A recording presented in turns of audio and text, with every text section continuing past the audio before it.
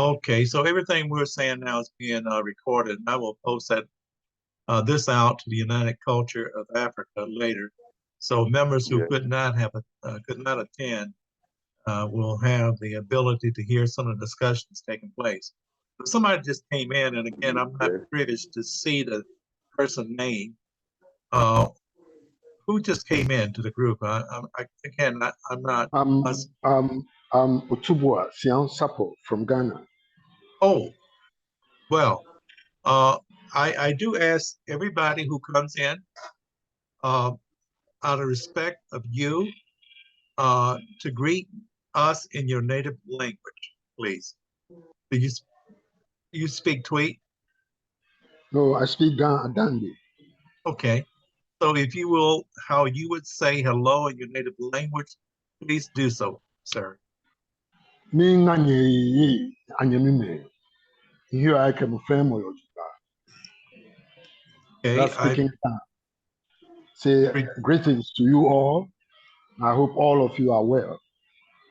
beautiful, beautiful. That's what I said here.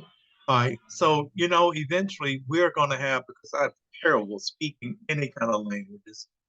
And that's part of the uh, issues of growing up in the limited country that I have, based upon the culture that my ancestors came from. But we are going to try to learn how to speak to each other and greet you in your native language. Mache, Carlos, Hi. where have you been? Carlos, where have you been, my I'm friend? busy. I've been held up by a lot of things. Had a Okay. funeral to attend. Okay, a funeral? Yeah. So sorry to hear that. How's your daughter doing? Yeah, she's doing fine. She's very well. Great, great. How are you and everybody? I think we all are doing good, and I'm delighted that you joined the meeting. And Cindy was just speaking upon some of the things that going to transpire. Oh, you out near the trees that I like, huh? Yeah, sure. Okay. Yeah. I mean, my God. Was somebody else trying to say something? No. I'm in my garden. Okay, Tell me okay. about it. Well, Carlos, what I was asking is to make sure when you come on, greet us in your native speaking language. Even though I cannot speak your language, I would not know what you're saying. The mere fact that I can hear it for the first time will allow me over time to get more familiar with it. So how would you greet me in your native language? Me mama Jo. Imamaju, Imamaju. Yes. Wow, that's Yes. beautiful. So what does that mean? Means good evening to everybody. Okay. It's almost evening where Imamaju. I'm speaking. Okay. Yeah. Okay. Beautiful. Yes. Well, thank you. Um, Welcome. so Cindy was giving an update on the MOU. Have you reviewed it, Carlos? Yes. I went through it. Okay. Yeah. Okay. I'm going to have a separate discussion with you and one of the members. I know you guys got a heated discussion, and I know that's going to happen. But that's progress within itself. But we need to always elevate ourselves above those kind of discussions. So we and you and that person can talk at a later time if you don't mind. Say that again. I believe there was a heated discussion that took place in the group. Yeah. Today, yeah. Yeah, and listen, that's going to happen. It's part of our human nature, right? But we have so many miles that we must travel together that we have to, along the way of this journey that we're on together, uh, keep each other in the same walking path. And we have differences. You guys know that we have differences. And that being said, I'm going to share with you guys one of the differences that I have. If you will, take a look. And I'm going to share my screen with you. Let me know when you can see it, okay? Okay. You It see the looks like, screen? yes. Is it the nations or the continents, I mean? Yeah, yeah. Uh-huh. Yes. Okay, guys, are you able to see that, everybody? Yes. Okay, now Yeah. Yes, we can see them. I am who you are talking to. I am who you are looking at. But do you know who you are talking to? And do you know who I am that you're looking at? So this is my DNA, okay? This is how the ancestors who were shipped out of Africa starting in 1619 evolved. I am an evolved African American diaspora. So I have 21% Nigerian DNA in me, 17% Benin and Togo, and I have 14% European. You can see that. 12% Cameroon, 9% Ghana, 7% Scotland. I'm just running those things by you. You can see them. But this is the makeup of what happened. Mali, 6%, German, 5%, Wales, 3%, Ireland, Senegal, and some indigenous Americans in South Central America, 1%. So I am mixed as you don't know what, okay? Now, this is who I am, but I am an evolved person. And I have had issues where some of my members in the group I have on Facebook said, "You're a white man." And I could not debate the person differently because he was limited to what he was able to see. And we are spirit beings as well as physical beings. And it was very challenging to me. Nobody ever in my community ever approached me as being a white man, but I could begin to understand and sympathize with my brother. So with that experience, it taught me that we need to know a little bit about our history. My brothers and sisters in Africa, you need to know about the history that took place outside of your knowledge, outside of your awareness, in other parts of the world, to those who were shipped out of Africa due through slavery. And I told Evelyn, I shared it with her, at the age of 4, I met my great grandmother. She was born into slavery. She was a slave at one point in time. But fortunately, uh, she, like many of Americans who were slaves, were freed eventually. And but her mothers and family members were all slaves. So as I stood at her bed, just to share, this is Black history that you guys need to understand. Standing around her bed was her 2 daughters and her 2 sons. If you had looked at her 2 daughters, you thought that they were white females, and they looked white females. But if you looked at my great grandmother, obviously she was from Senegal or from Ghana because she had a beautiful, beautiful dark black skin, but it wasn't reflected in her kids. So the point that I need to always make everybody aware when you're dealing with somebody for whom you do not know, be not judgmental. Mm. Refrain yourself from judging by the eyesight. Um, let's dig deeper into the spirit of each person that you meet. And let me say something as well, in addition to that.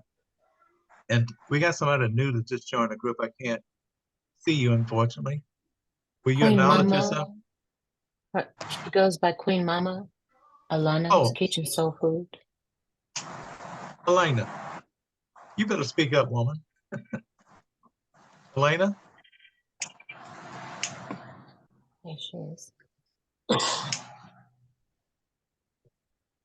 Oh, okay. I'm sure she's gonna speak. I know. Mhm. But guys, we got a long journey ahead of us, and we don't need to let things that are not differences become a difference. We are human beings, and extraordinarily as we are, we have to embrace a different perceptions of who we are and remove ourselves from being judgmental. I can't come to your country of Africa and harshly judge your culture. I can't do that. And I would never do that. Would I say that we can make changes? Yes, I will do that. That's who I am. And but it has to be voluntarily embraced. We got another person that just came in. I thank whoever that might be coming into our meeting. Thank you. If you can, if you will make an announcement, please do so. Somebody have a raised hand. Who has a raised hand, please? I can't see it. It's me, Otubua, Siansapu. Please, speak up, sir. Yeah, you said certain things which I want to react to. Please. First, about the history of African Americans. Yes. You said you started. Recording in progress. Go on, please. Go on, please. Somebody, you got your phone on.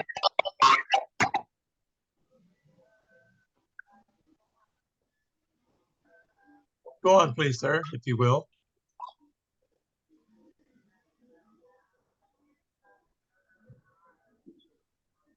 Okay, we don't have perfect internet connection somewhere.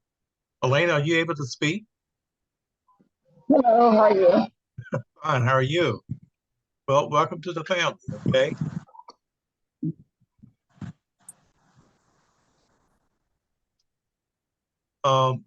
Tyrone, can I say something? Because we're approaching up on our noon time. Yeah, please, please. Okay. I think our brother's connection is a little sketchy, but I'm Evelyn, and I'm so grateful to be in this group, this connection. I feel for my life and the journey that I have been on as a spirit here in this realm, this is very much a part of purpose of why I've come here, to be able to connect with my brothers and sisters, and to have also had the privilege of going to Africa on more than one occasion, going to Russia, going to Israel, and some other parts of the world.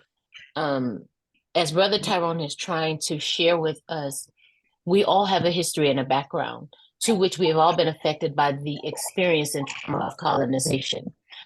I just spoke today with my goddaughter, one of my spiritual daughters, who is in Kenya now. She's teaching over there, and I've invited her to the group, but I wanted her to be able to share in her own words as a African American coming over to Africa, to the country of Kenya, and that experience.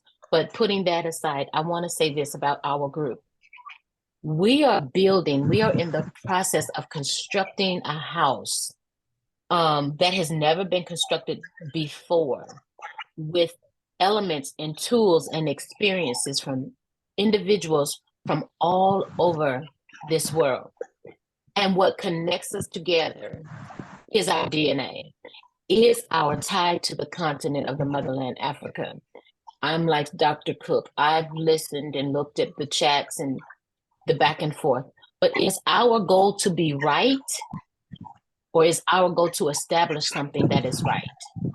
Is our goal to be the one who thinks we have all the truth, or is our goal to bring our collective truths together?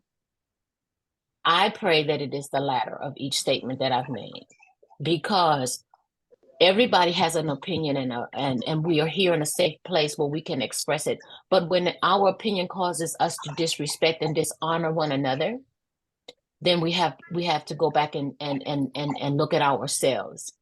I believe that what we are building here is so powerful, and it's going to be so changing, not only to our personal lives, but to the lives of those that will come into contact with it, to all of those who are called by this vision, and that is the vision of one love, right? I encourage us, if we have a difference of opinion to the point of a heatedness, there's a feature in WhatsApp where you can text each other individually. you know, that would be a way to work that out. Not that we want to stifle anyone's opinions or anyone's differences, but if it goes outside of the construct of what the MOU is for, and if it goes outside of what we're trying to build, then it becomes a distraction, first of all, and then it becomes a tool of what do I want to say, Brother Tyrone? It becomes destructive. So that's my passion and heart.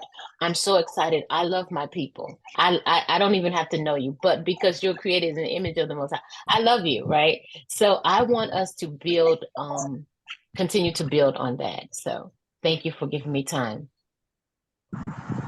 Thank you. So brilliantly stated. Anybody else? Let's kind of just have a talk. Anybody who wants to say something from your heart? Yeah, maybe I'd like to take the floor. Go on, please. Yes. Thank you all for the opportunity. I mean, it's a pleasure to be around all of you and to be a part of this vision, especially like Evelyn just said. I really share her passion. I mean, the spirituality of what she said. I mean, being here for this. To my point, I want to say here, I'll draw a straw for what Tyrone said recently. There's a need for point for all our goals.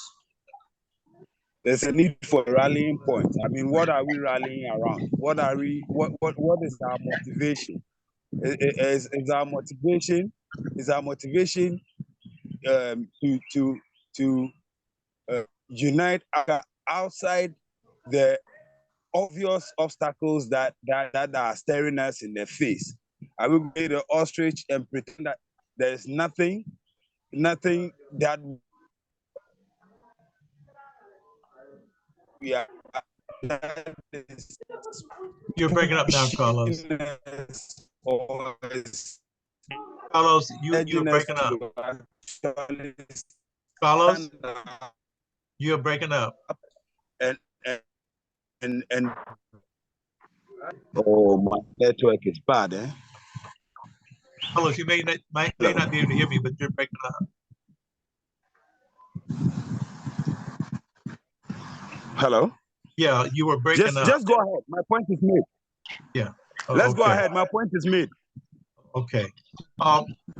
Elena, you have your hand up, but let me reiterate what I have said and will continue to say. We're talking about history, but I want each of you to embrace one point of understanding. You are a part, we all are a part of making new history, okay? Do not take for granted who you are. Do not take for granted for what you can do. And do not misunderstand our total purpose. So, Elena, please, you wanted to speak, get your hand up. Please do so. Hello. I agree with the sister. Elena, your speaker sound up.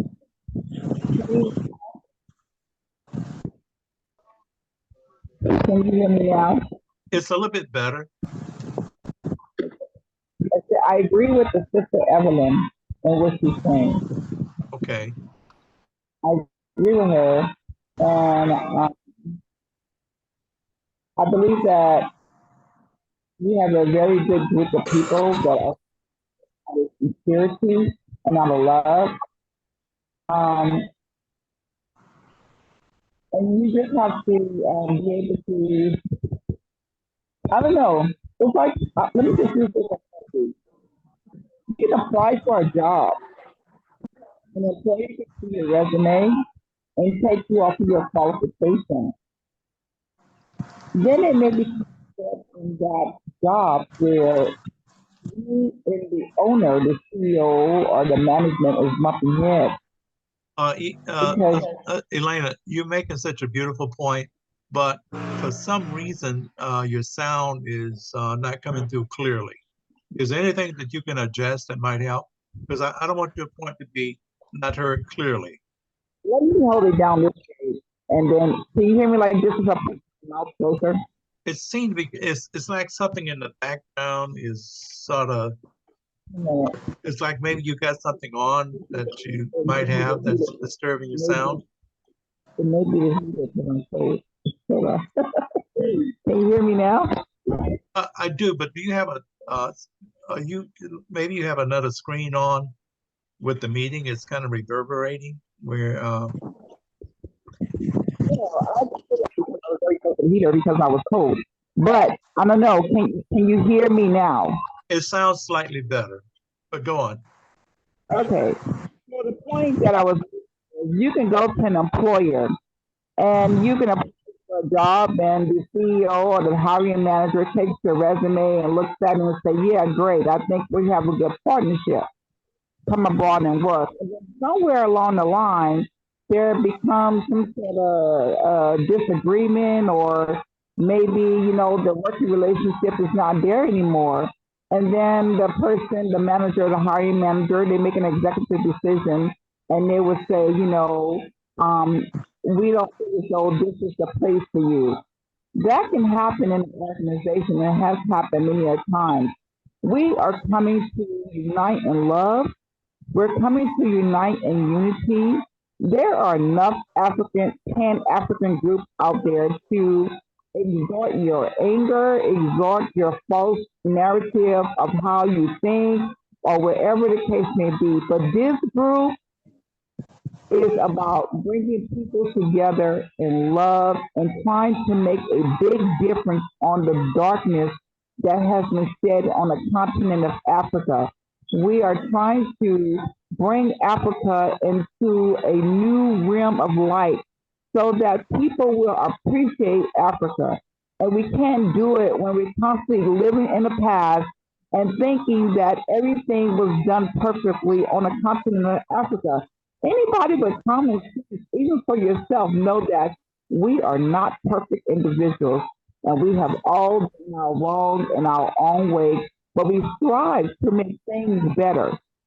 So we can't keep going backwards and arguing back and forth. And I address it because I feel as though I'm going to speak clearly for myself and a person that I go back and forth with. There's been some hypocritical notions of how you talk about Africa. I mean, talk about America, the West, the West countries, but yet at the same time, if given the opportunity, you're come to the West. Let's be realistic. Let's be real. We are coming together to help each other. Let's leave that behind. Our forefathers made mistakes. America definitely is not perfect. Nobody is perfect. But can we put those differences aside and stop putting that there? Because I'm a reactive person. You got people coming into the group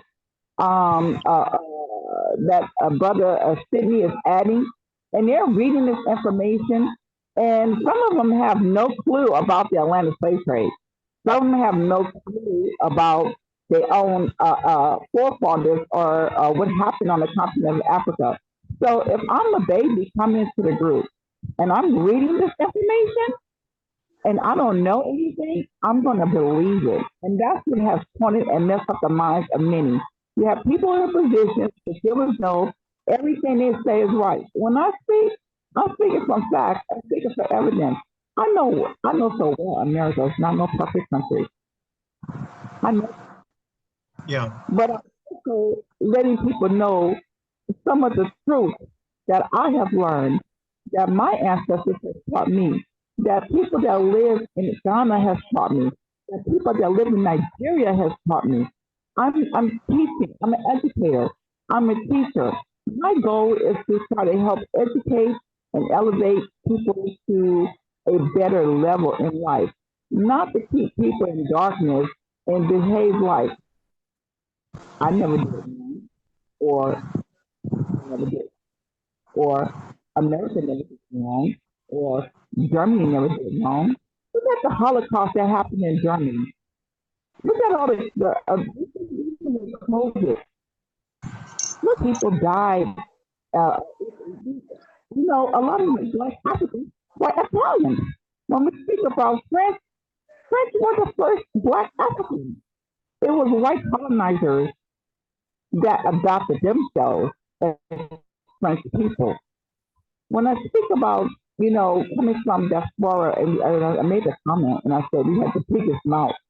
You know, it's the money that was sent over from America recently to help Ghana out of the debt. That's our ancestors' money. That's our taxpayers' money.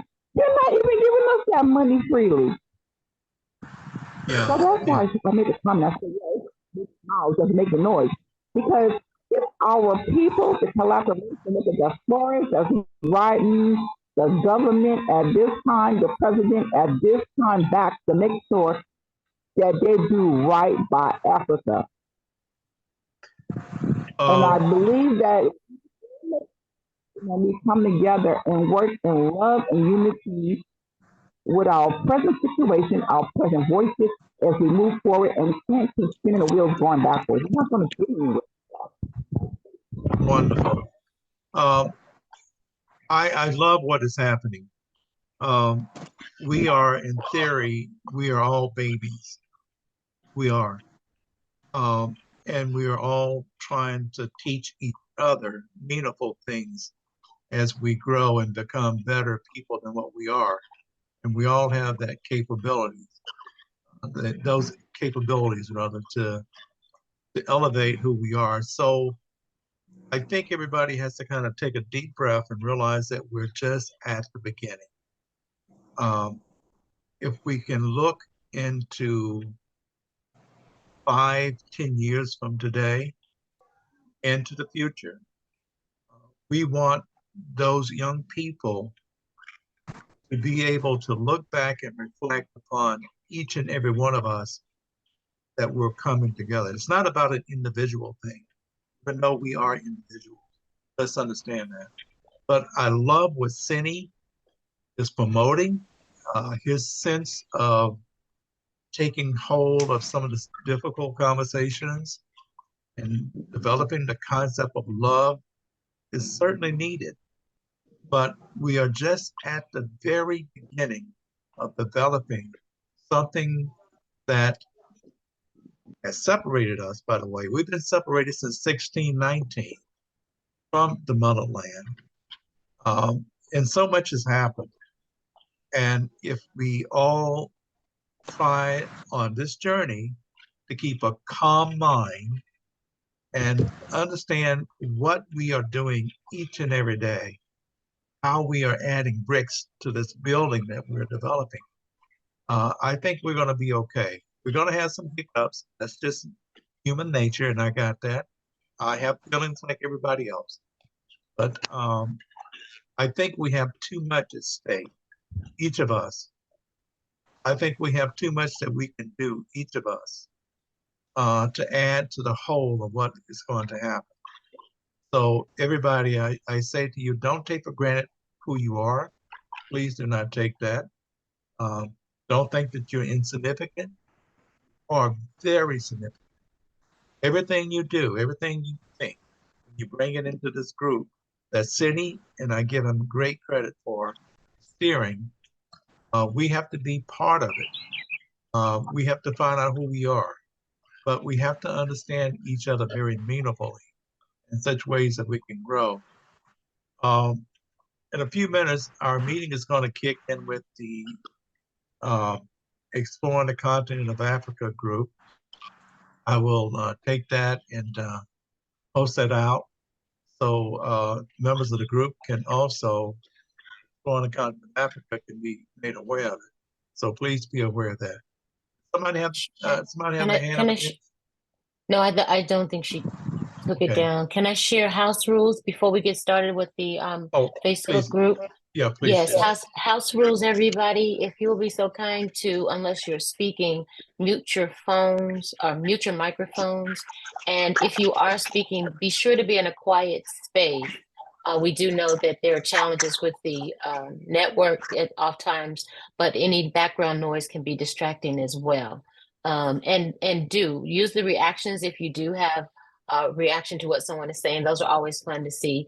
But if you have a question and you raise your hand, once you've posed that question or had your say, please lower your hand so that we can make sure we haven't overlooked anybody. But if you have another question, then we'll definitely acknowledge that raised hand. When you do speak, also with the house rules, introduce yourself in this particular forum, the country that you're from, and then continue with what you want to share. Thank you. Beautiful.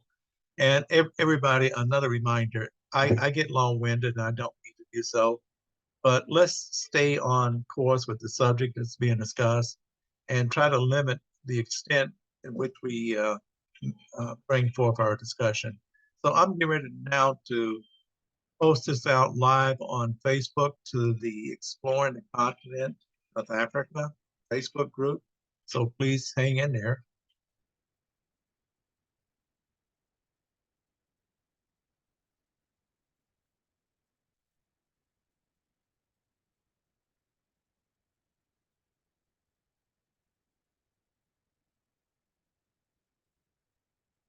Is everybody doing okay so far? And Diaspora's Queen, do you still have a question or something you wanted to say? Your hand is raised.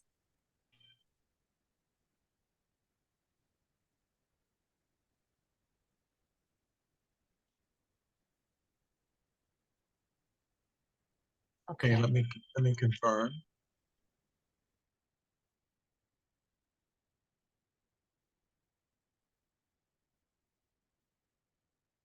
Okay, this should now be out on the Exploring the Continent of Africa Facebook group. And I'm excited about what we're going to do in our today's meeting, everyone. We have a special guest. I am honored that he has accepted the invitation to speak to the group and to all of those who are assembled here. I'll give you a little information about this distinguished gentleman that will be our speaker today. When you decide that you can run for the president of the United States of America, you have to feel very confident about who you are. You have to have confidence about what you can do and what you can achieve. That's not a small task for anyone. Some people apply for jobs to work at Walmart or any retail stores. But when you apply to become the president of the United States, you have to be willing to have very broad shoulders. And you have to be willing to be very confident in who you are as a person. So our guest speaker today, for some of you guys, whom you might know and may not know, is Dr. Peter Terrell. Dr. Peter Terrell is a two-time write-in candidate for the President of the United States of America. I've had the opportunity to meet him. I've had the opportunity to talk with him personally. I consider him to be a very good friend of mine, and I'm grateful to say that. Beyond his aspiration to become the president, which I really hope he will one day, he's also an author. He has several books he's written out there.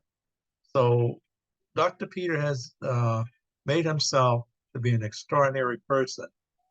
And I want members of this group to get comfortable in knowing this distinguished man, that I hope one day I can walk up and say, Mr. President, because I think if there's anybody in the United States that could serve at that capacity and make a difference, not only in America, but around the world, would be Dr. Terrell.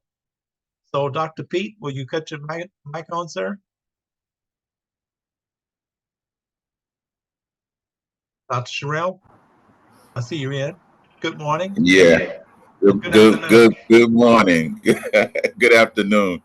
Man, I'm gonna have to get you as my front man to announce me, man, when I decide to go in again, man. You know, go on the campaign trail. Mr. President, it would be my honor, sir. Oh man, yes, sir. Thank you so much. Yeah. That's a pretty good description of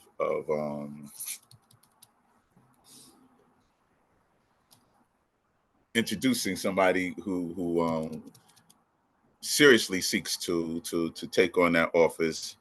It might be a little naivety involved with it, but then again, when you compelled by God, because you can't do it without God in this crazy society, especially with the type of literary works that I have put out there, exposing this political system and those who are probably in the upper echelons of this government and are controlling it, as we are seeing that is taking place today, which is it is totally out of control. You know, you do it knowing that if you even a slight bit successful, somebody might want to put a red dot on you. But you know, I think Malcolm said it. Martin Luther King also said it. If a man doesn't have something worth dying for, he ain't fit to live. And you know, you have to truly believe in what you're doing. And I truly believed in what I was doing, and I had every intention of being successful. And sometimes we equate winning with success. However, sometimes God has a different path for you, even though he's the one who sent you on this journey. And because of that endeavor and seeking that office, that was my introduction to Africa, a real introduction to Africa. And I'll just leave it there for now. But I thank you for the introduction, and it is my honor and pleasure to be here. And I look forward to sharing some things about, you know, what led up to this kid from the projects in money earning Mount Vernon in New York, single parent. And this is a story that you just can't write, even if you try to write it. Wow. Well, Dr. Sherrill, Yes, sir. you have lived an extraordinary life. I see that your son and your daughters are both also have excelled based upon your influence as a father. I know that you have good friends equally as well. So it speaks a lot about you as a person, but something you shared with us, and I captured a picture of that you posted on Facebook, is your great grandparents. Oh man, yeah. Great great grandparents. Yeah, your great great grandparents. My apology. No, that's okay. They were born into slavery, correct? They were slaves. Correct. Yes. Correct, man. Whoa. Yeah. And that's how I open up my introduction of my bio when I was running my campaign. And a lot of people who were conservatives like, oh, don't mention slavery. Black people too, from the church. I was like, well, I ain't taking it out. So you know what? The great great grandson of former slaves has broken the chains of bondage and seeks the highest office in the land. Yeah, and visiting their gravesite was really a very conflicting but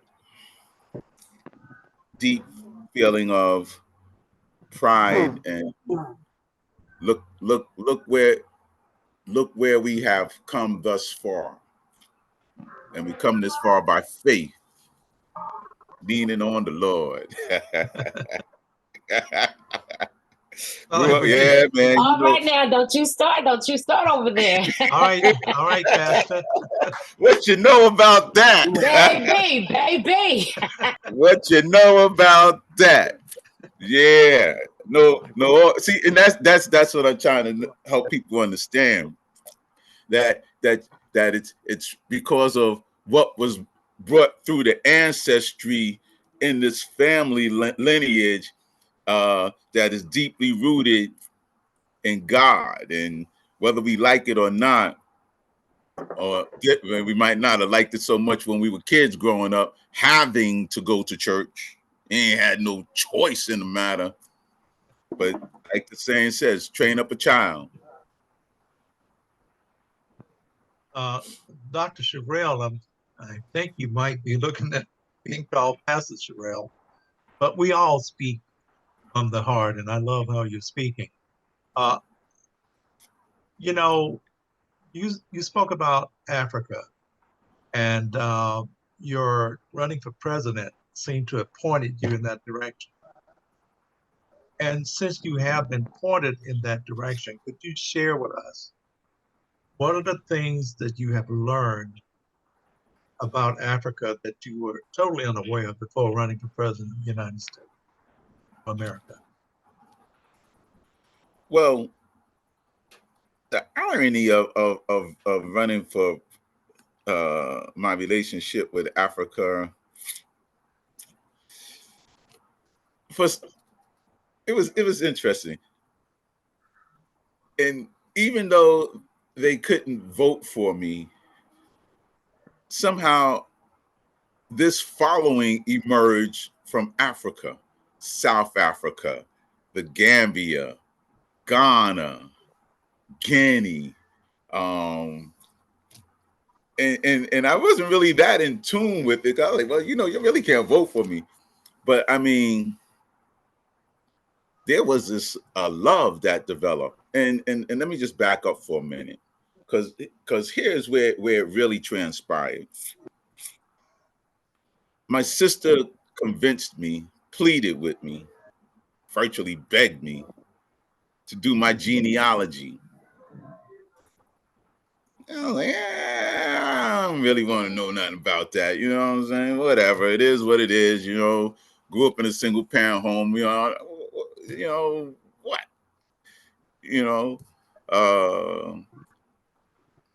Mother's from Utahville, South Carolina. She, with the pigs and the chickens and the hog pen and the cornfield. I mean, So I did it. And I really didn't want to do it because I didn't want to know about the contamination or the exploitation of the slave master in my family roots, genealogy. And especially because of, my skin tone, it already told me that something happened somewhere along the line. And when I got my DNA report back, and it said 93.5% African, I was like, yo. Oh, man. That set off something inside of me internally, changed me. And I remember when I was campaigning, this brother from South Africa, I believe he was from, and he addressed me as Your Excellency. And I stopped and I smiled and I said, yo, that sounds even better than Mr. President. I'm like, oh, I like that. That sounds good, man. Your Excellency. And he said something to me. And he says, he said, Your Excellency, he said two things. He said, United States is just one country. And he says, and you're way too smart for America. And he said, come fix Africa. We need you. And I was like, fix Africa? Can anybody fix Africa? I was like, man, please. I had no clue of even where to begin to fix Africa. And I think that was before my DNA came back. But once my DNA came back, 93.5, all of a sudden there was a shift. And it was like, and I started meeting a lot of interesting people from Africa. And one gentleman who was connected to the African Union, he passed away recently, but I did get a chance to meet him in person. His name was Sarfo Brevesi. He was a New York State Supreme Court lawyer here, I guess, representing the South Africans, probably from Guinea or Ghana or wherever in the courts. And he was head of COSUA, which is a sporting organization that kind of like utilized sports to bring the countries together. And he was challenging some of the policies in the African Union, and he actually introduced me to the politics of the African Union and told me about all the things that were going on. And actually, while I was campaigning, I had him come on a show that I was a conservative talk show out in San Diego, where I had a friend of mine bring him in just to talk about what was going on in the African Union and how they were running an election where nobody was challenging the president, the current chair. And it's like, wow. And I became very concerned about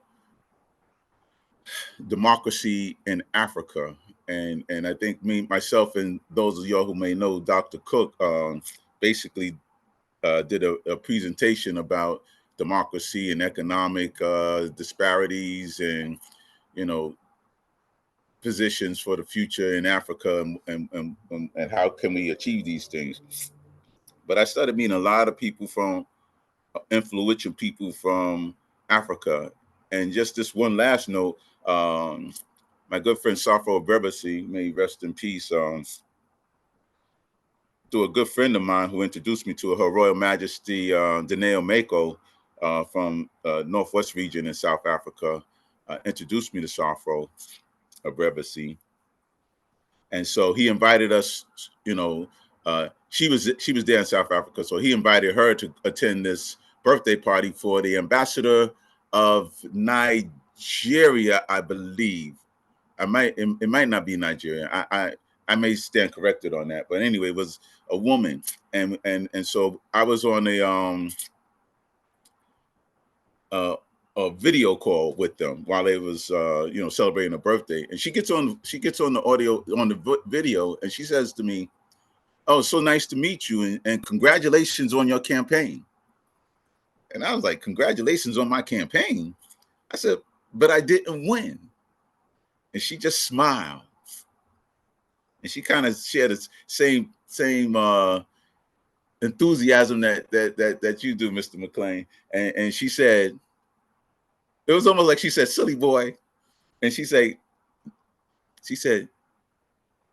"Doesn't matter that you didn't win. It's the fact that you did it and you didn't quit." And as a write-in candidate, I was campaigning up to the last second of the campaign because nobody had control over what I could say or do. Although somehow, mysteriously, my Facebook did kind of get shut down a couple of times while I was campaigning because I was, oh my God, I was coming hard. Oh man, if we could, there might still be some videos out there, man, YouTube, and I was talking about the pandemic. And just so you know, it just wasn't some arbitrary, capricious thing that I did. I spent 25 years in corporate America, sued Texaco Inc. I used to work at the corporate headquarters for racial discrimination, ended up working in government, and I kind of found my niche in Homeland Security. Oh my God, man, I love Homeland Security. And after I left from government, I guess, after all the training, and I mean, I trained all over this entire country with first responders for the war on terror. I mean, some amazing training. And I became very concerned about the security of this country. And the irony of it is that most of these right-wing fascist groups emerged from the Obama administration, and nobody in the FBI, CIA did anything about it, even though they knew that they were becoming the most dangerous group and threat to the democracy of this country, which we are seeing manifest today. And so I just say all that to say, I was serious with what I was doing, and I knew what I was talking about. And I was, because of my training and my background in Homeland Security and emergency services, I knew what needed to be done during the pandemic. This thing never had to escalate to the way that it did in the country that is supposed to be the most civilized, advanced nation in the world. Yet we had more cases than the whole world combined, more deaths than the whole world combined. And I was so infuriated of the ignorance.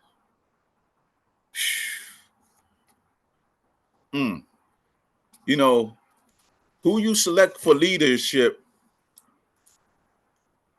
is so very important. And we this country, man, is becoming even more fascinating in this day and time, man. It's unbelievable that Donald is still emerging as a front runner for the Republican Party after all the SH he has done. Unfreaking believable. But they love him. Why? Why? White nationalism, man. KKK, all these alt-right groups, all these extreme right groups, man, And this is the America that has re-emerged at the forefront. And that was one of the reasons why I so readily challenged Donald in 2016 and in 2020, but unapologetically also, and this is just something for our consideration. We really have to think about, and I know this is a two-party system in this country, which really needs to be reevaluated. But us, I'll say two things. We need to rethink our complete and total unequivocal commitment to Democratic Party, who hasn't done, well, they've done a lot for Black women recently, because if it wasn't for Black women, Joseph wouldn't be in the office that he's in right now. And I commend them for that. But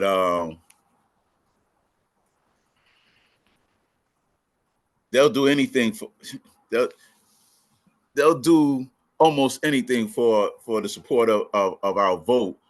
And it's mostly now from Black women, and our Black men are waning languishingly in the background. And that is problematic for the family structure. And as long as we, the Black male, are marginalized in more ways than one, we will never be complete as a people in this nation. And it's probably why I wrote the book Exodus, why I became a Republican. Yeah, Black people get woo, man. They're like, you a what?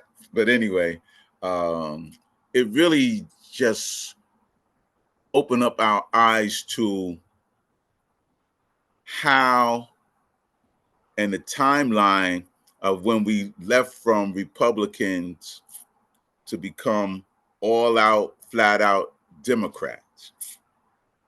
And how even after becoming all out, flat out Democrats,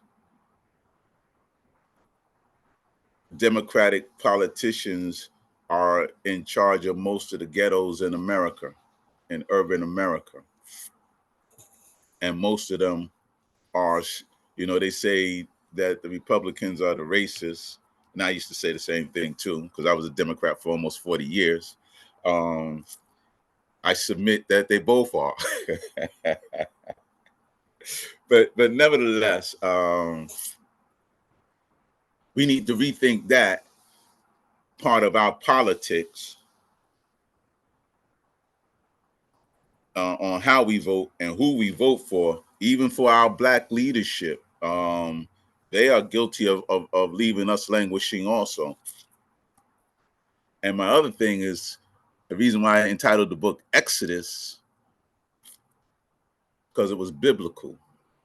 But nobody could see the biblical message in what I wrote. All they saw was why I became a Republican. They was like, what? But Exodus means it was time. I equated with biblically, it's time to leave Egypt. And now I look at Exodus as it may be, and I know this is hard pill for us to even imagine. It's time to leave America. You see some people doing it and dispelling a lot of the myths.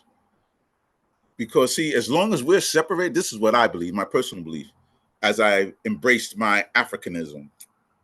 As long as we remain separated from the motherland,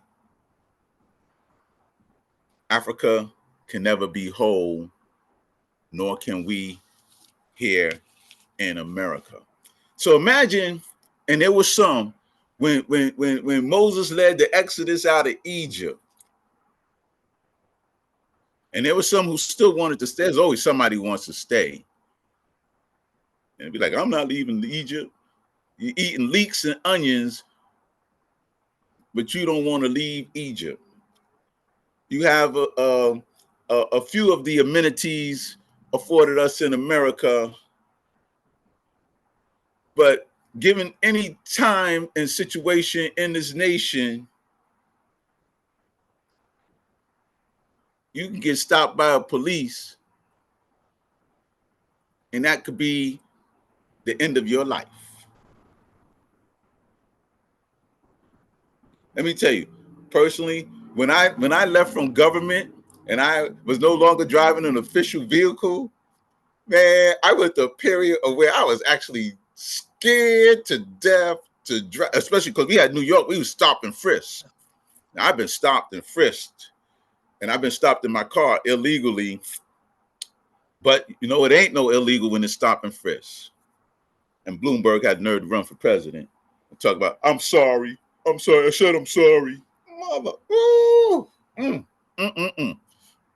I lit him up. I went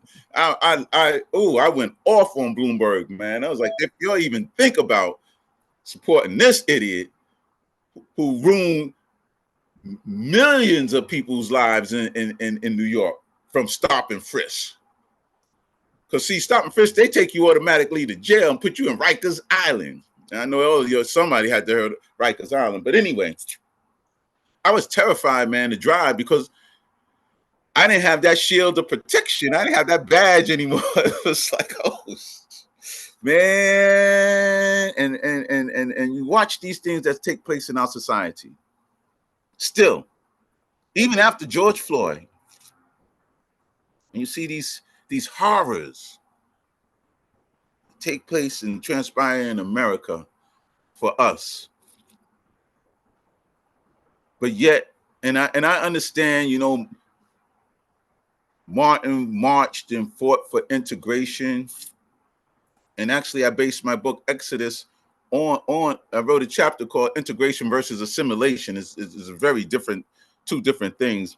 And integration basically means that, you know, you don't lose your identity, as in with assimilation, where you assimilate to the dominant culture. And so I had to respect that because I was integrated at an early age. At the 3rd grade, I was integrated, and I went through the horrors of that. But I still excelled because physically I was superior to all those who challenged me in the school I was integrated to. But I read a funny story about that in my book I wrote about the Texaco racial discrimination lawsuit. I probably recapped it in Exodus also. I kind of like to share those type of things in my writings, you know. Yes, I share a lot of things. But then again, you know, it's just a fascinating chain of events. But yeah, we might seriously want to consider, not want to consider, need to begin to look at the exodus, if not from America, the developmental of relationships with the motherland. It is essential because let me tell you, let me just share this. And I'm sorry if I'm going on a little bit too long, but you know, there's so many things I want to share. As I became more involved in meeting so many people in Africa,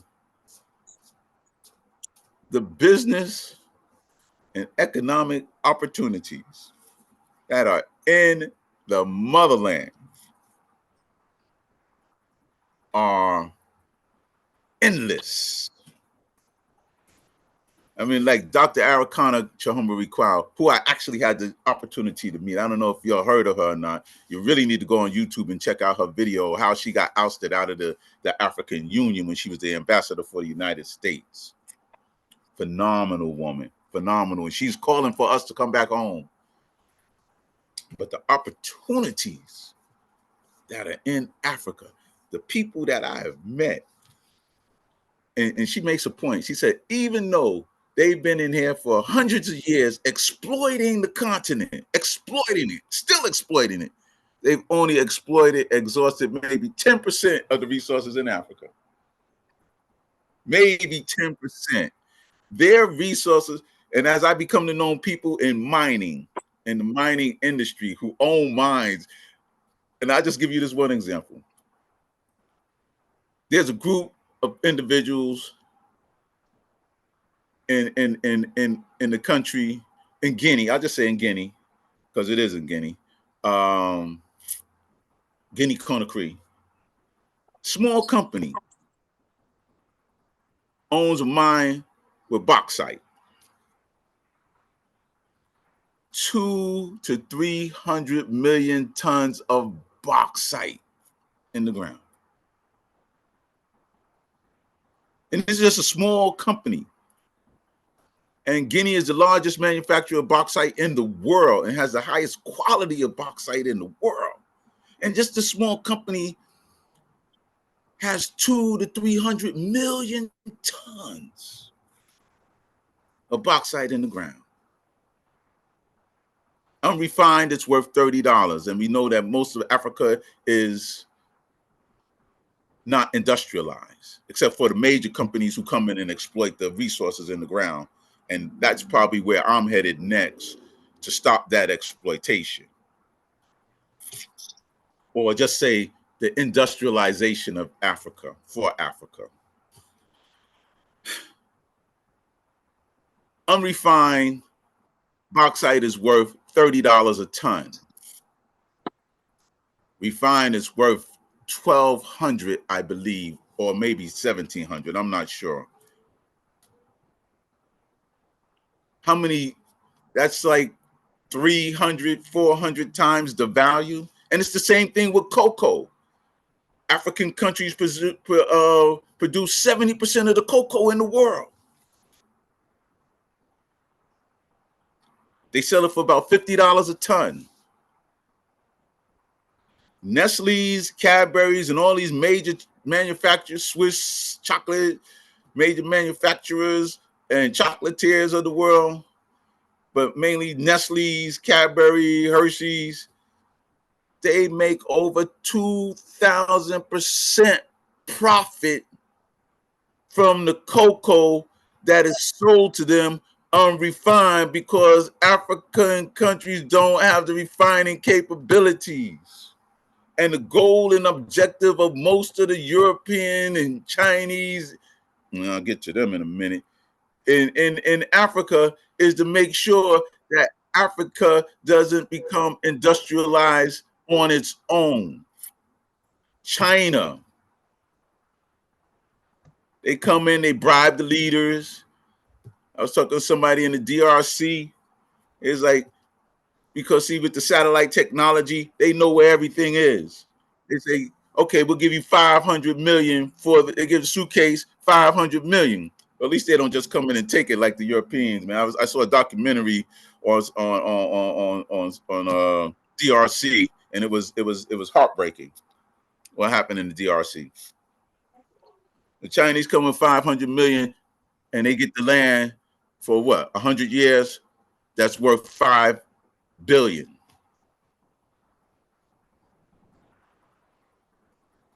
And so the saga continues. And so my goal and objective is to break the saga, whether or not, and I haven't made a decision. It's interesting watching out how things are turning out in the 2024 upcoming election. I might explore getting in last minute as another write-in candidate, but we're gonna hold off for now. But however, the decision is, can I best make an argument for Africa pursuing the White House? Or can I do it individually and seek to help them and connect them to resources that can allow them and facilitate them to create and become industrialized for themselves?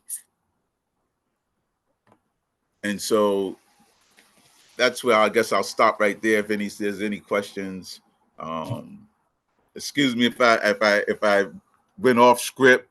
I didn't know the format for this, but I it's just so much for us to understand and to know, and to really. And I know people who are part of this group exploring the continent. There are a lot of things to explore. There are a lot of opportunities, and we just need to break the stigmatizations of our brothers not wanting us to come there and to be there. It's not true from what I've seen. I haven't been to the continent yet either, but I know several people there, and I've met a lot of people there, and I have been received with nothing but love, and I think they are looking forward to it as much as, probably more so than we are.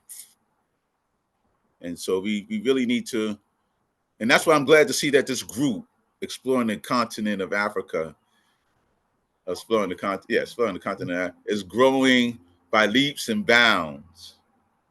It does my heart good when I see the whole group is welcoming these people to the group.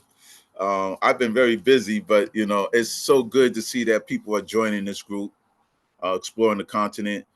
We need to become more intricately involved, and especially business-wise.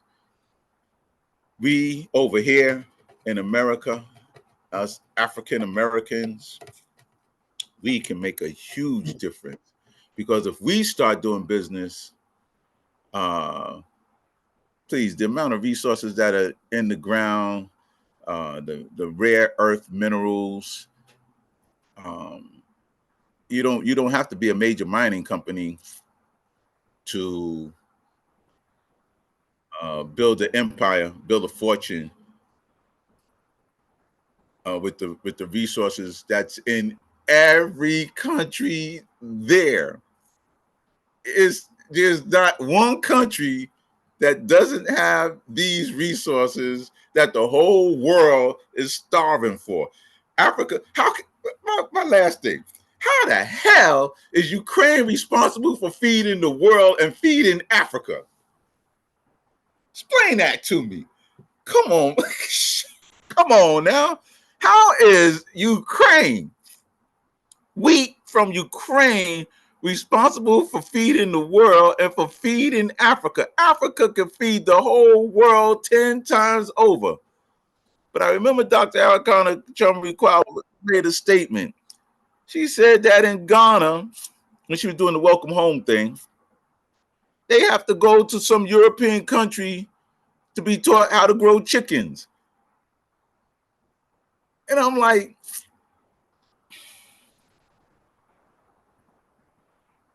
that's just beyond the scope of my imagination. That in Africa we got to go to a European country to learn how to grow chickens. Are you kidding me, man? So I'm sure that, and look at how black farmers are struggling in America. If black farmers in America partner with Africa, imagine what they could do. And so divided, it's simple. The principle is simple. It's biblical. I tell them that in the International Institute of African Scholars all the time, the organization that myself and Dr. Cook belong to, which she introduced me to. It's like, it's spiritual. It's all spiritual. House divided against itself cannot stand. Say what you want to say, but it's right there in plain sight. As long as we stay divided with our brothers and sisters on the continent, the exploits and the exploitations will continue, and we will continue to remain in the impoverished state that we are as a vast majority of people in America. There may be a few that are well off. And yeah, we got the athletes and stuff, and we got entertainers, and yeah, but they're not doing anything to change the narrative in America. What narrative's been changed? Although Snoop, I gotta give Snoop credit. He started a little football team, giving scholarships. I mean, so some of them, they starting to see the light. But overall, it's mostly underprivileged youth in this country. I went to a presentation on a film called The Right to Read the other night down in the city.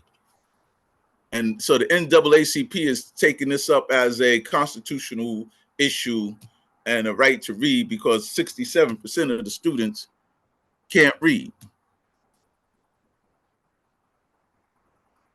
And that's nothing but a pipeline to high school to prison pipeline. And that's what this country continues to invest in. So I think we're connecting with our brothers and sisters, and the wealth of Africa far exceeds any reparations that America could ever offer us. So, and I understand the need for in the exploits, because my family came and was born into slavery. I don't know the link. I know a large part is Nigerian. Second largest is Sierra Leone. Her Royal Majesty, who I met, Danae Mako, showed me a route of the slave ships that left from Africa that went to all different parts of the country and all different parts of the world, and where the ships left from Africa and ended up in South Carolina.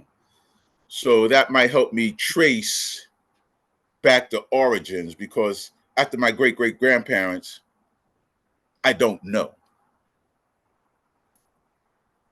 But I am estimating that somewhere in Nigeria, I don't know if it's Igbo or whatever the other tribe is, or maybe in Sierra Leone. I met a bishop from Sierra Leone, an incredible individual, trying to help him attend school over here in the university. And myself and Dr. Cook was trying to help them get some resources to fix the school up that he's running out there for orphanages in Sierra Leone, because during the Civil War, a lot of the children lost their parents.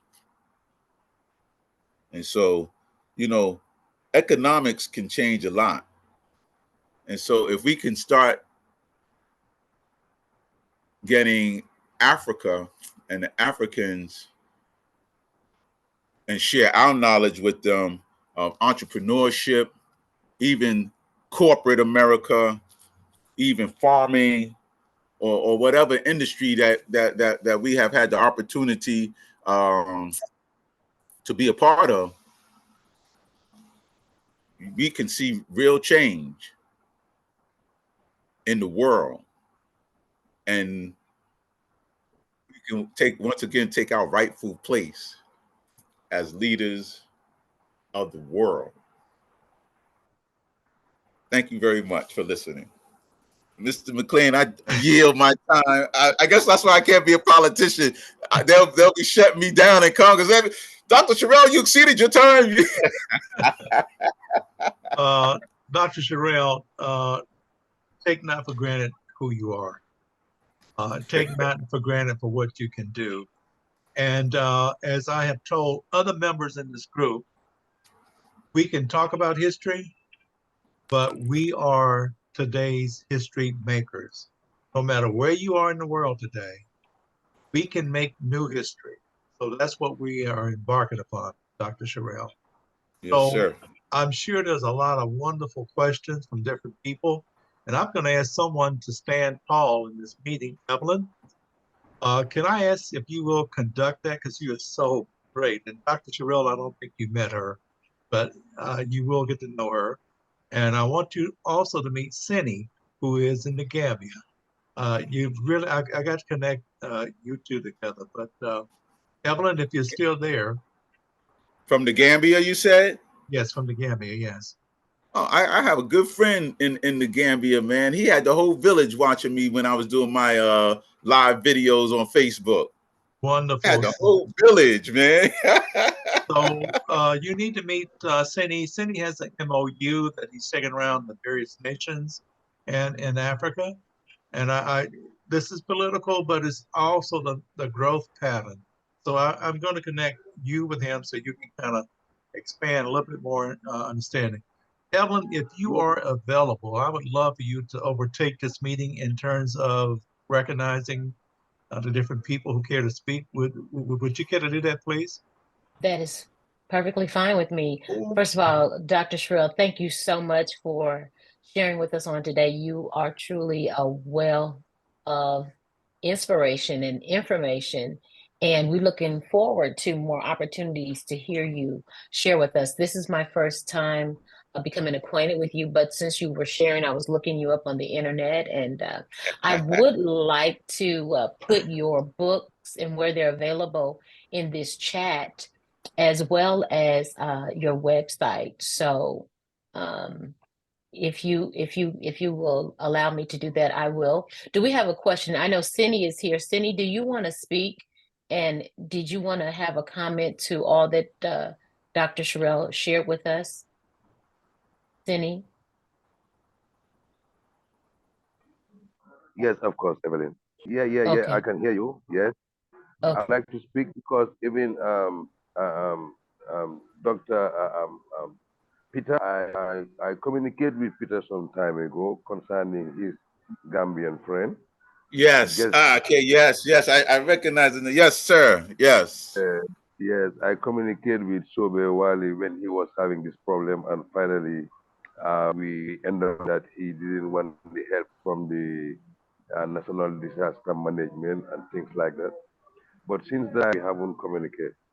Anyway, thanks very much for appearing here and sharing with us your experience. And just as we always used to say, we want to unite Africa, but we want to unite Africans and also unite Africans with the diaspora, because it's one family we're talking about.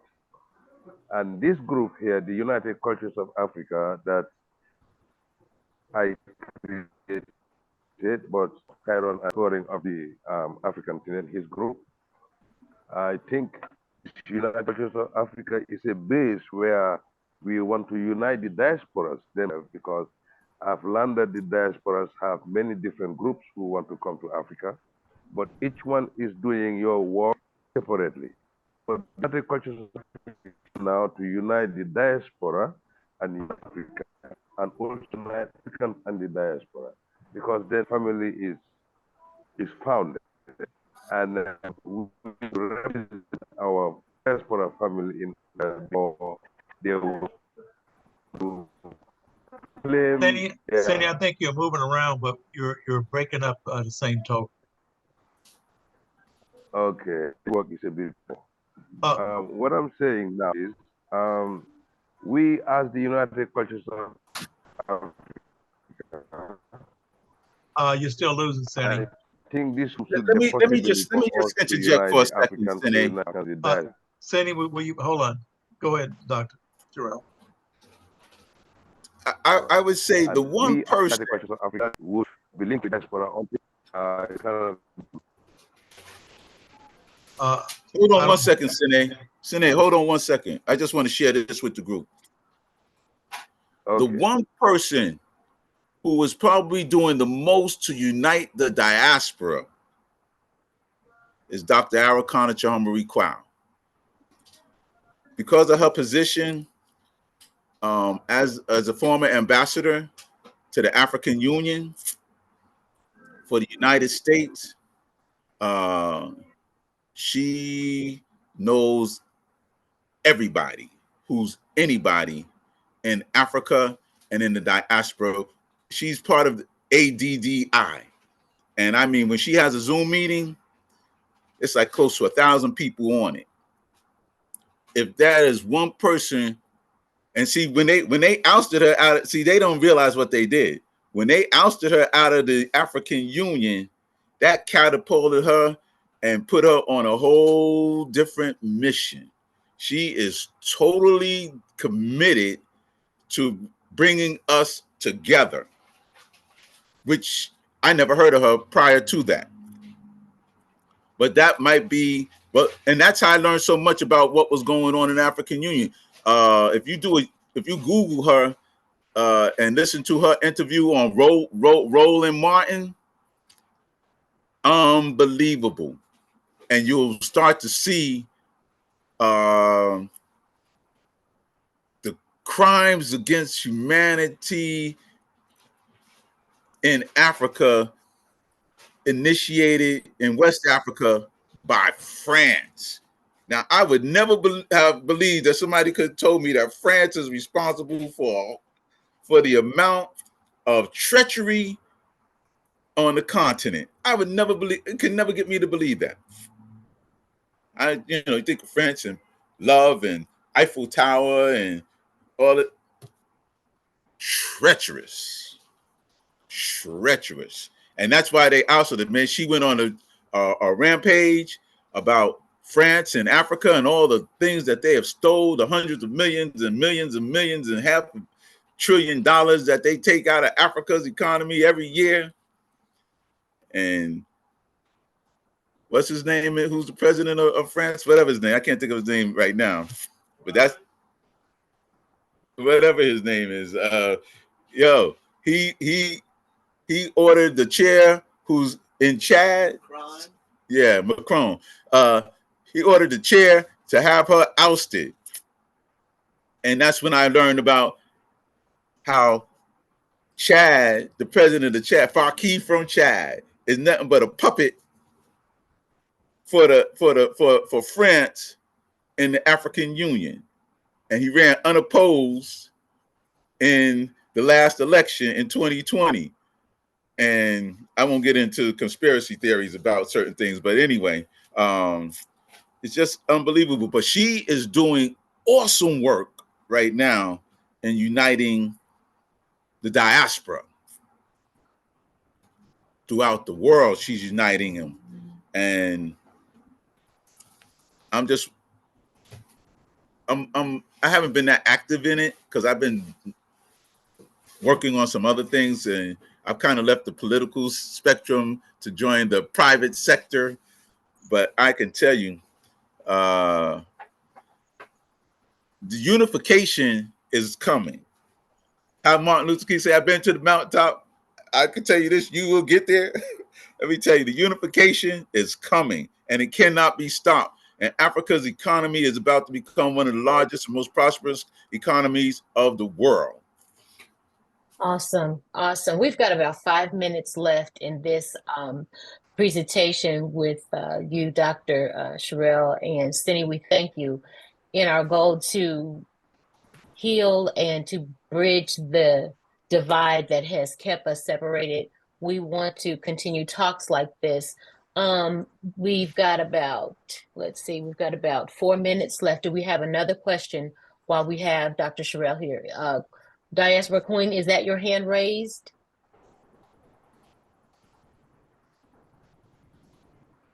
Let me be very quick. I'm USA Diaspora Queen Mother Ajwa Elaine. Ajwa means I'm born on a Monday, and I got my name out of Ghana. A lot of my DNA is a combination of Cameroon, Congo, Nigeria, Ghana, Mali, Benin, Togo, those different times too. But I basically want to say is that we have to know our position. Some are being told to move to the continent of Africa. But I know my position. I navigate in bringing people from Africa to the USA. Our ancestors built America, and we are not going to just let America take over our ancestors' reign or the finances there. So one of my assignments is to help people come to America and bring a gift. There's a lot of people over in America that is not aware about the true, how should I say, history of Africa. They can bring over their goods, their materials, what else, their resources over to America, teach our youth in school. See, we all can't jump the boat and say, oh, go to Africa. But we definitely could be in a medium where we're traveling back and forth to Africa, from America, from wherever country you're coming from. And I'm an educator, I'm an African storyteller. So I'm there here with New Orleans, where the main city in America where a lot of the West African Atlantic slave slaves took place, here in New Orleans, teaching people, teaching children, teaching youth about their history. They want to know. But if we all jump over to Africa, who's going to be here to teach our people over here that are forthcoming? Because it's not in the schools. So I know that's my assignment, and I'm happy about it. So again, I go back and forth to Africa. I learn, and then I come over and I teach over here in America, where I'm stationed right now in New Orleans. Thank you. Thank you so much. I would just say this. Agree that it's not just going to be a mass exodus, but the exodus must begin. And exodus, in some capacity, must begin. And I know our ancestors built this country, but so did the Hebrews. They built Rome, Egypt. They built Egypt, and they left Egypt to go and search for the promised land. And I'm trying to tell us that this might not be the promised land that we think it is. Although there's opportunities, man, there's a lot of blood that is paved on these streets and of gold in this country, and it's our blood. It's not anybody else's. I mean, the Indians, Native Americans, but it's their blood and our blood. Anybody else came after the civil rights movement. Oh, Thank you, and just and you can put my book. They read it. You can post them. That'll be fine. They're on Amazon. You can find them on Amazon. I don't have a website. Haven't been really that involved with it because I've been doing other things. But yeah, the books are on Amazon. So if you ever want to find something interesting to read, that you can find them on Amazon. All right, I did post those links for 2 of the books in the chat for anyone who's interested. We've got, I think, about another minute or so left. I want to thank everyone for joining us today. Dr. Sherelle, I want to say that I have a dear sister. She's like a daughter to me, spiritual daughter to me, who has left the United States, and she's now teaching over there in Kenya. And her experience, I hope to get her in one of these talks, because her experience as a Black American moving over there to teach has been an eye-opening for her. I have had the privilege of traveling to the continent. I was last there in the year of return in 2019 in Ghana. So my affiliations run kind of deep there as well. But we have a long road ahead of us. And as Brother Tyrone so graciously said at the beginning of our time, we're just getting started. And so everyone has a part to play, a work to fulfill. We appreciate you for the work that you're doing. We're so happy that to know that there is someone such as yourself out here making inroads. Our goal is to build for all and educate us on our history so that we won't repeat it, because right now in our now we have to do things differently than we've done in the past so that we can have a different outcome in our future for the future generations. Cindy, thank you so much. I don't know if he's still here. Tyrone, I think that's about it, unless anyone had one other question. We are now right here at a minute past our time. Well, Evelyn, you are beyond the word beautiful, and I thank you for all that you have done since I've gotten to know you. First of all, let me give that recognition to you. Everybody, please meet an extraordinary person Evelyn happens to be. Well, you stop. You're so generous. Well, you're So also generous. a professional singer as well, right? This is true. Wow. This is true. Okay, This is true. and Peter, there's something she's going to do in the future that's going to be, I would think, part of it. As I stated earlier, we are the new history makers, and she would be a part of that. And please just be aware of that. But Dr. Sherrill, you have done an extraordinary, inspiring, motivating presentation today. There is so much that can be done, and there's so much that will be done. And I'm confident of everybody who's in here today had something to learn, something that they picked up from you. I think you've inspired people to look beyond where they are, to see where the possibilities are, where they can be. And you're right. The timing for the Exodus must begin. Yes. And it will not take place in one day, maybe one generation. But, and I'll say this to everybody. And Evelyn, I think you spoke of Native African Americans. I'm sorry, Native Africans who are in the image of the Most High. No question about that. We have to come back to understand who we are, because all those things have happened to our race. We don't know. We just forgot who we are on this earth. And I think purposely they don't want us to know who we are. The deep connection that we have as people, because, you know, I'll say this to you guys. If God would come to earth, who do you think he would look for? I think he would look for those who are made in his image. Okay? If a Jewish guy come up to him, if a white guy came up to him, I think he said, okay, I see you, but I want those who I created in my image. And I think he will be coming to those who are in Africa. So everybody, I hope you've been inspired today. And I'm going to bounce back on something that Dr. Cook said. We are going to do History Month celebration for 12 months of the year. This is part of making new history, everybody. So we will have other Zoom meetings, and hopefully we can get other guest speakers to come and speak to us, as what Dr. Sherrill has done today. Hopefully he will be the one to start the series of other speakers to come. But do join us, be inspired, and I ask everybody to be blessed in all your undertakings. So, Dr. Sherrill, we hope to get you back. We hope to get you back, Dr. Sherrill. Absolutely. Tyrone knows I'm always available for him. Always. I hope to get Mr. Brother Beach to come in and give a speech one day. Oh yeah. Oh yeah. He's a phenomenal individual. Yes, yes. Evelyn, I know you don't know Mr. Walter Beach, but I'll send you some information about him. Okay. He is history, and I would be honored if I can get him to come and speak. I'm sure that he will. Okay. Evelyn, if you want to conclude, because you're so beautiful in how you grasp things, and I would appreciate that. Did an excellent job. Excellent job. Oh, absolutely. This is wonderful. Thank you again. And Tyrone, you're so generous. But we just we speak love, light, and peace to everyone on this Zoom. We ask that you continue to be the light you want to see, the joy you want to feel, and the love you want to know. And with that, we'll say goodbye and God bless. God bless. God bless everyone. Be good, everybody.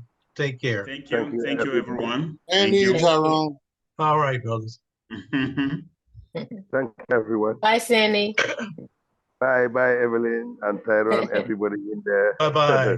Goodbye, you, everyone, Bye-bye. and thank you, Dr. Sherrill and Miss Oh, Evelyn. Dr. Cook, All my right, hero. Dr. Cook. I know, Dr. Cook, we're going to have to get you in before us. We love you, Dr. Oh, yeah, Cook. got to get Dr. Cook in there. Absolutely. All right. Thank you, everyone. Thank you. Thank Yeah. you. Thank you. Thank you. Yes. Bye-bye. And Bye-bye. did you say, did you greet the Gambia today? It's our independence. Yes. Oh, we didn't know. Oh, it is our independence today. We're celebrating our Oh. independence. Ah, awesome. Oh, okay. We're Awesome. sorry. We missed that. We have to capitalize on that next time. Don't worry. Yeah, It's yeah, fine. definitely. Yeah. Thank you. Okay. Thank Bye-bye. you, God bless. everyone. Be good. Bye-bye. Bye-bye. Bye-bye. Bye-bye. Bye-bye. Bye,